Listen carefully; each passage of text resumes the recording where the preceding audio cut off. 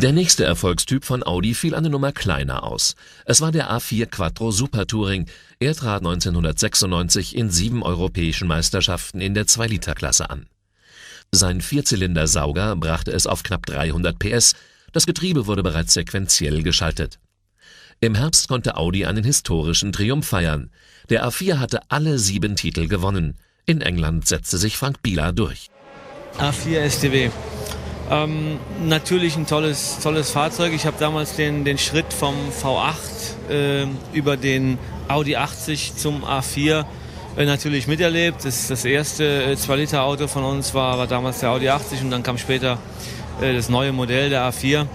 Ein Auto, was natürlich damals auch sehr, sehr erfolgreich war. Wir haben im Jahr 96, ich glaube von 7 gefahrenen Meisterschaften auch 7 gewonnen.